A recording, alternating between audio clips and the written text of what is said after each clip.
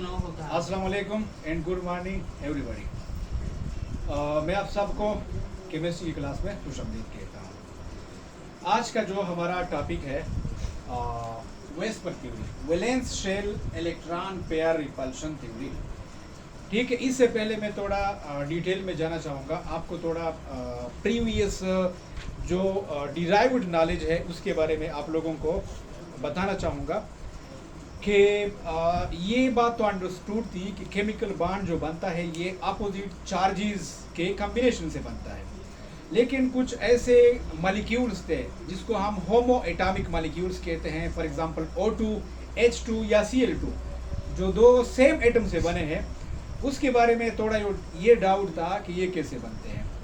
तो सबसे पहले इस कॉन्फ्लिक्ट को दूर करने के लिए आपने ल्यूइस का नाम सुना होगा। उन्होंने अपनी थ्योरी पेश की जिसमें उन्होंने बताया कि ये जो कंपाउंड है कोवेलेंट कंपाउंड, ये इलेक्ट्रॉन शेयर करने से बनते हैं। मतलब दो नॉन मेटल आपस में एक दूसरे के साथ इलेक्ट्रॉन शेयर करके कोवेलेंट बॉन्ड बनाते हैं। लेकिन he fail to explain how it happen. उन्होंने ये नहीं बताया कि ये शेयरिंग कैसे होती है। उन्होंने ये नहीं बताया कि मॉलिक्यूल्स की ज्योमेट्री कैसे होती है, मतलब ज्योमेट्री या शेप। उन्होंने ये नहीं बताया कि मॉलिक्यूल में कितने टाइप के पेयर होते हैं।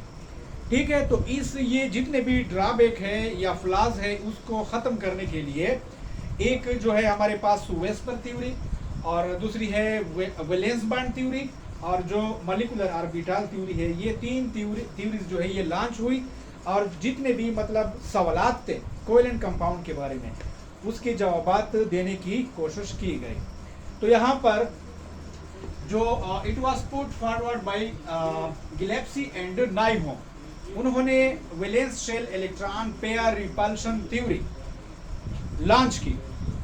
इसमें क्या मेन फोकस किस चीज के ऊपर है? आप सबको पता है कि जब मॉलिक्यूल बनता है, मॉलिक्यूल दो या दो से ज्यादा एटमों के कॉम्बिनेशन से बनता है, और मॉलिक्यूल में दो किस्म के इलेक्ट्रॉनिक पेयर होते हैं।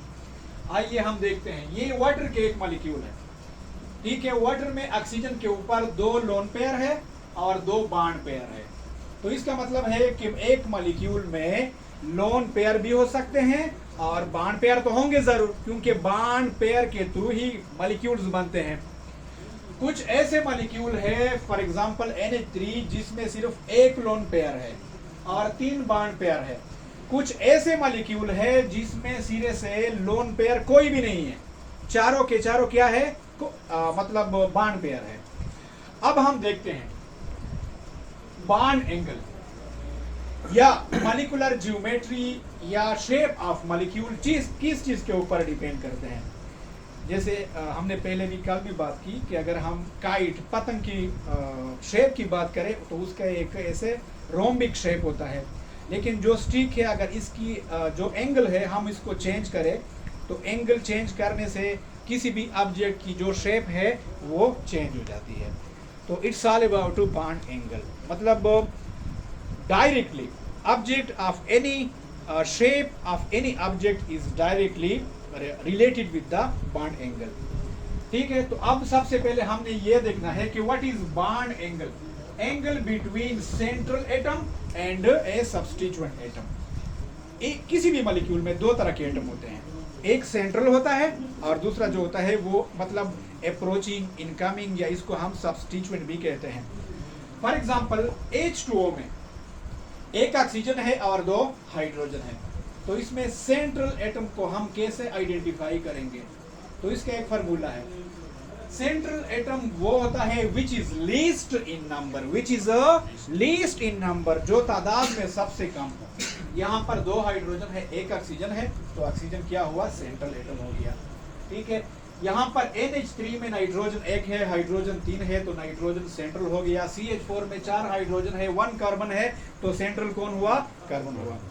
अब हम देखते हैं lone pair and bond pair की तरफ।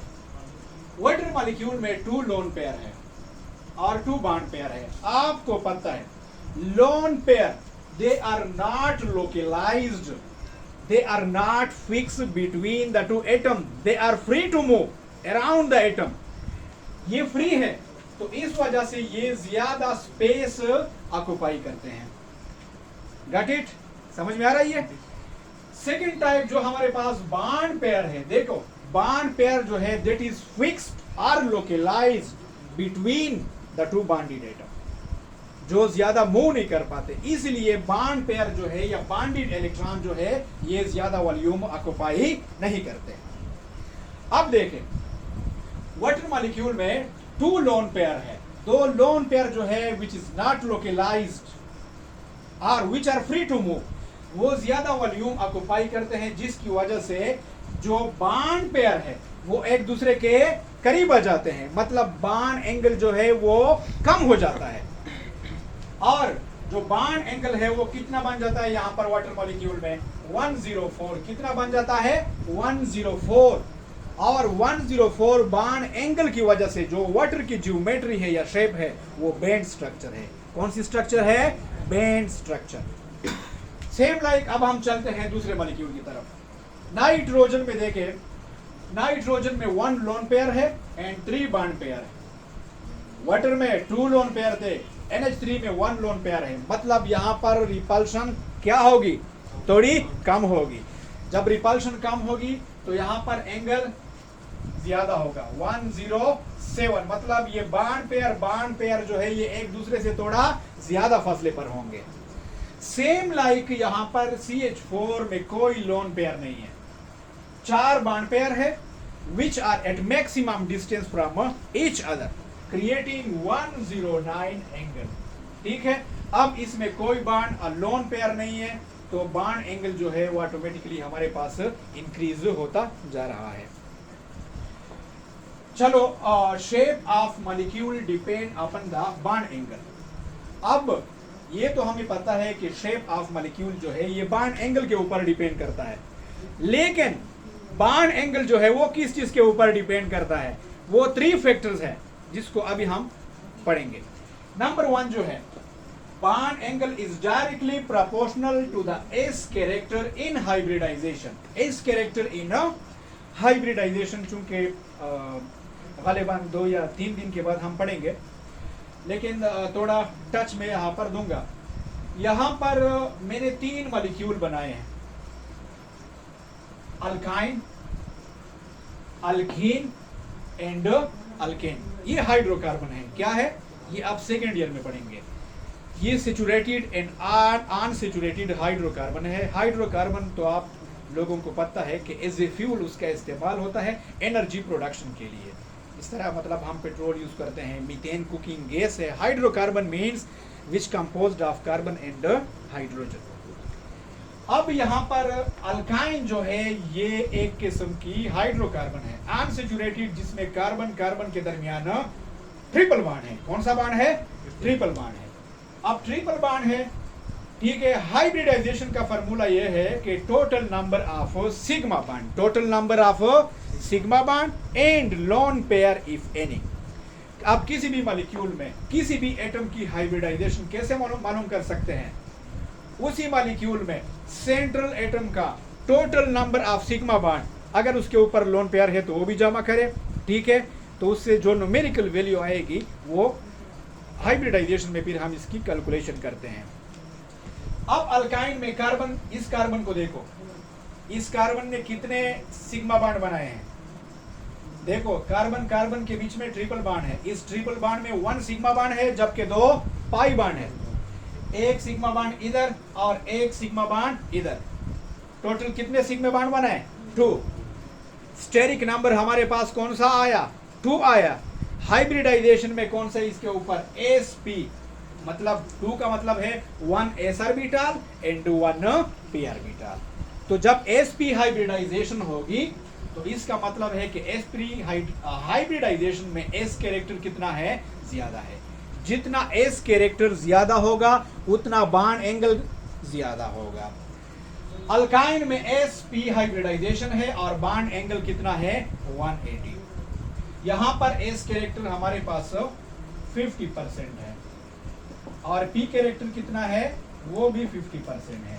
तो s कैरेक्टर ज्यादा है, और आपको पता है कि s कैरेक्टर s ऑर्बिटल के लिए होता है, और s ऑर्बिटल जो है वो न्यूक्लियस के बहुत करीब होता है, जिसके ऊपर न्यूक्लियस का अट्रैक्शन या ग्रिप जो है वो स्ट्रांग होता है।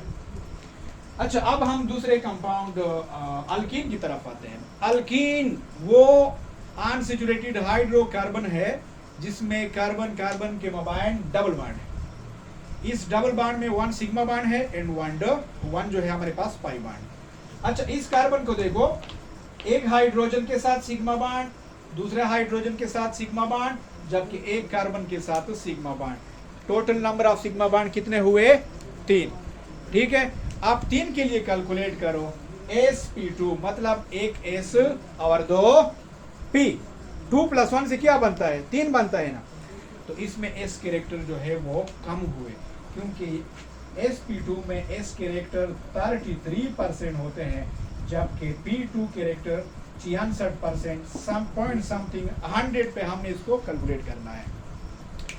तो जब s कैरेक्टर 50 से 33 पे आ गया, मतलब s कैरेक्टर अल्कीन में कम हुआ, तो बॉन्ड एंगल भी 120 से कहां पे आया? 120 पे आया। बॉन्ड एंगल कम हुआ कि नहीं? मतलब s कैरेक्टर कम होता जा रहा है किसी मॉलिक्यूल में, तो उसमें बॉन्ड एंगल जो है वो भी कम होएगा। अच्छा, और इसका जो स्ट्रक्चर है वो प्लेनर स्ट्रक्चर है अल्कीन का। अच्छा, थर्ड टाइप ऑफ मॉलिक्यूल जो है सैचुरेटेड हाइड्रोकार्बन, जिसमें कार्बन 4 हाइड्रोजन के साथ 4 कोवेलेंट सिग्मा बॉन्ड बनाता है। टोटल सिग्मा बॉन्ड कितने आए? 4। अब sp के लिए हाइब्रिडाइजेशन के लिए कैलकुलेशन करो। 1s एंड 3p, 1 + 3 कितने आते हैं? टोटल 4 आते हैं। तो हाइब्रिडाइजेशन कितनी हुई इसमें? sp3 के लिए जो बॉन्ड एंगल होता है 109, और जब बॉन्ड एंगल, ठीक है, मेटल सेंट्रल मेटल और सब्स्टिट्यूएंट एलिमेंट के दरमियान 109 हो, तो मॉलिक्यूलर ज्योमेट्री क्या होती है? टेट्राहेड्रल। अब हम सेकंड केस की तरफ, लोन पेयर। दूसरा जो फैक्टर है, लोन बॉन्ड एंगल डिपेंड करता है लोन पेयर के ऊपर, जिस तरह हमने ऊपर भी पढ़ा। वाटर में हमारे पास, वाटर मॉलिक्यूल में 2 लोन पेयर है, बॉन्ड एंगल क्या है? 104, और मॉलिक्यूलर ज्योमेट्री या शेप क्या है? Bend structure. अब NH3 में हमारे पास लोन पेयर 1 है, मतलब लोन पेयर 1 कम हुआ, मतलब रिपल्शन इसमें थोड़ा कम हुआ। तो इसमें जो 10 एंगल है वो जो एंगल है बॉन्ड एंगल 107, और जो इसका शेप है पिरामिडल शेप। थर्ड, मीथेन की तरफ जाते हैं।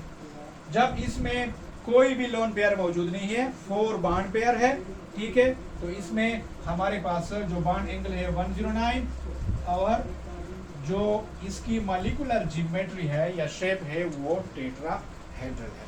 मतलब जितने ज्यादा लोन पेयर हो सेंट्रल मॉलिक्यूल के ऊपर, ठीक है, उतना बॉन्ड एंगल कम होगा। जितने लोन पेयर कम है उतना बॉन्ड एंगल ज्यादा होगा। बिल्कुल अगर लोन पेयर इसमें नहीं है, बॉन्ड पेयर है, तो एंगल सबसे ज्यादा होगा। अच्छा, थर्ड फैक्टर है electronegativity of central atom. Central atom की जो इलेक्ट्रोनेगेटिविटी है वो भी एक फैक्टर है जो bond angle and ultimately molecular geometry को इफेक्ट करती है। अब देखें, यहाँ पर मैंने कुछ मॉलिक्यूल लिखे हैं। इसमें जो सेंट्रल एटम है, नाइट्रोजन है, फास्फोरस है एंड एस है, ये सब ग्रुप 5 से ताल्लुक रखते हैं, मतलब सेम ग्रुप के हैं, लेकिन इलेक्ट्रोनेगेटिविटी इन तीनों की डिफरेंट है। नाइट्रोजन टॉप पर है, इसकी इलेक्ट्रोनेगेटिविटी ज्यादा है। फास्फोरस की इलेक्ट्रोनेगेटिविटी इससे कम है, और एस की जो इलेक्ट्रोनेगेटिविटी है वो इन दोनों से कम है। आइए अब हम देखते हैं कि इलेक्ट्रोनेगेटिविटी कैसे बॉन्ड एंगल को इफेक्ट करती है। अब सेंट्रल मेटल की इलेक्ट्रोनेगेटिविटी ज्यादा है। इट्स मीन कि जो बॉन्ड पेयर है, जो बॉन्ड पेयर इलेक्ट्रॉन है, ये अपनी तरफ खींचेगा। इसके ऊपर ऑलरेडी एक लोन पेयर भी मौजूद है, तो रिपल्शन इस केस में ज्यादा होगी और बॉन्ड एंगल भी हमारे पास ज्यादा होगा 107। ठीक है, सेकंड केस में देखो, फास्फोरस की इलेक्ट्रोनेगेटिविटी क्या है? वो कम है नाइट्रोजन के मुकाबले में, तो वो ये जो बॉन्ड पेयर इलेक्ट्रॉन है अपनी तरफ ज्यादा नहीं कर सकेगा, जिसकी वजह से बॉन्ड एंगल जो है 107 से 102 पे आ रही है, मतलब कम हो रही है। एज की 94 पे आ रही है, मतलब as electronegativity of the central metal central atom decreases, bond angle also decreases. Direct relation है यहाँ पर। अब एक और हमारे पास है, एक और फैक्टर है इलेक्ट्रोनेगेटिविटी ऑफ सब्स्टिट्यूएंट। अब इसके लिए हम दो मॉलिक्यूल का मुशाहिदा करेंगे, एक NH3 और एक NF3। अब देखें, सब्स्टिट्यूएंट यहाँ पर हाइड्रोजन है और यहाँ पर सब्स्टिट्यूएंट कौन है, हमारे पास फ्लोरीन है। तो इन दोनों में से कौन ज्यादा इलेक्ट्रोनेगेटिव है? आप सबको पता है कि fluorine is the top most electronegative element of the periodic table. तो यहाँ पर हमारे पास जो एंगल है वो 104 है और यहाँ पर जो एंगल है वो 102। ऐसा क्या होता है? चूंकि फ्लोरीन की इलेक्ट्रोनेगेटिविटी ज्यादा है, तो वो सेंट्रल मेटल के साथ जो शेयर इलेक्ट्रॉन है वो अपनी तरफ खींचेगा।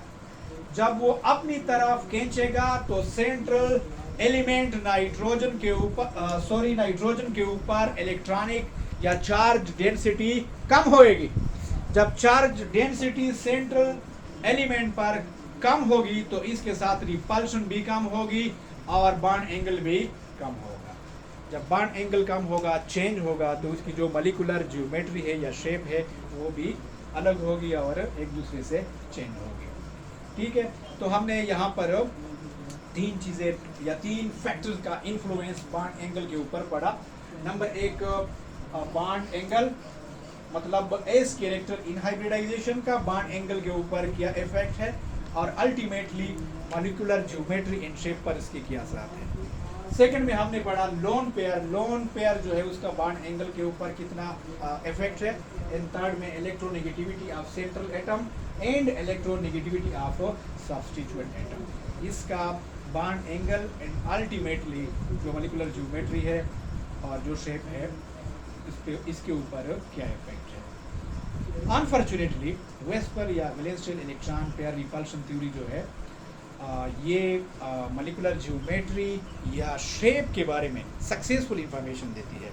ठीक है, लेकिन जो मतलब वैलेंस बॉन्ड, आपको पता है कि बॉन्ड कैसे बनता है, जिसमें वैलेंस ऑर्बिट में जो वैलेंस इलेक्ट्रॉन होते हैं वो कैसे शेयरिंग करते हैं, किस तरह ओवरलैप होते हैं, इसके बारे में वेस्पर थ्योरी जो है वो बिल्कुल खामोश है। तो इसको एक्सप्लेन करने के लिए हमारी जो नेक्स्ट थ्योरी है VBT, ठीक है, वैलेंस बॉन्ड थ्योरी, इंशाल्लाह वो हम उसमें डिस्कस करेंगे। मुझे उम्मीद है कि आपको समझ आई होगी। अब मैं इजाज़त चाहूँगा। Thank you.